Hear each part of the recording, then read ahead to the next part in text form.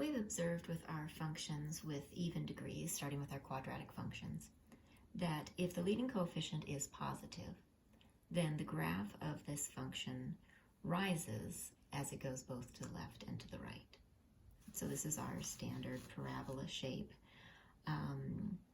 We can consider the simplified form of that function, or we can consider the factored form of that function. In the factored form, then we see that we can also identify the zeros of this function, or the x-intercepts. So observing this, I know that the graph of this function crosses the x-axis at positive 2 and at negative 3. We can see that here. So knowing that we have a positive x squared tells us the graph opens upward to the left and right. And here we can identify what those x-intercepts are.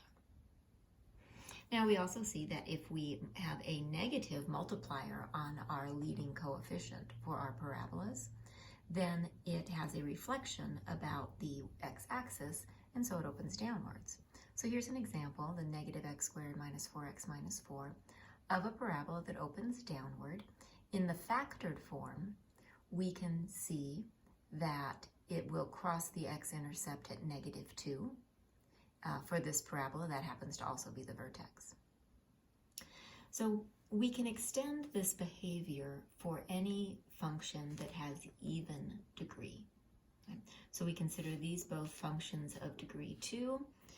If I consider a couple examples of functions of degree 4, let's start here.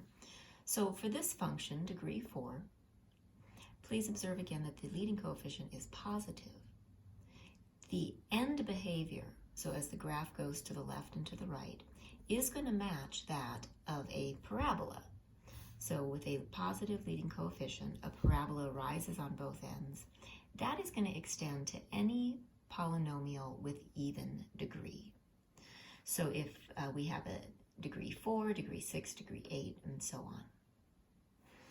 Now I have the simplified form of this function and also the factored form of this function. So I want you to remember, in the factored form, we are looking at the x-intercepts. So this graph crosses the x-axis at negative 1, positive 3, negative 4, and positive 4. For a degree 4 function, we can have at most 4 x-intercepts, or 4 zeros of that function. And then we also see the same behavior we expected with our parabolas when we have a negative leading coefficient.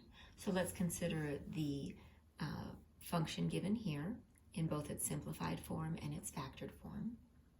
If we go right to the leading term, which is also called the dominant term, we can see that it's degree 4, so that's even, and has a negative coefficient. So that it's an even polynomial, that means we expect the end behavior to either rise on both sides or fall on both sides. Since that leading coefficient is negative, we expect the end behavior to fall on both sides. So that's a big distinguishing characteristic when we start looking at the degrees of our functions and how we expect that end behavior to be. And this is happening because as x gets very small or very large, that large or small value raised to the 4th power has a dominating effect. Okay, that has a big influence on our graph, and that's why it follows the same end behavior that we saw in our quadratic functions. Now, so one thing we can determine when we look at that leading term is the end behavior.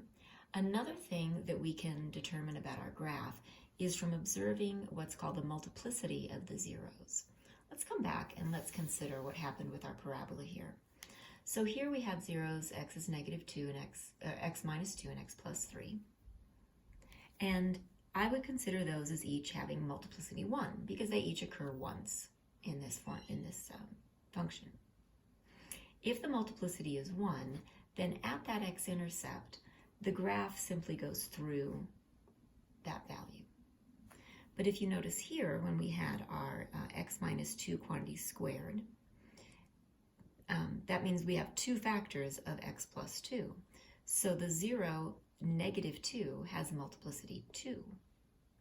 Notice that at that 0, we have what's usually called a bounce or a touch and turn. Okay, and that, of course, corresponds with the vertex of the parabola here. But this touch and turn or bouncing behavior is going to happen whenever we have a squared factor. Okay? So the factor, or in any even power of a factor. So squared to the fourth power to the sixth power and so on. And we can see that happening in these other functions, these fourth degree functions that we had. If you observe on the graph on the right, our graph simply went through the x-axis at each intercept. And if you observe those factors, each of them occurred one time. But for our graph here on the left, we have one place where the function does a bounce at the x-intercept. That's where x is -1.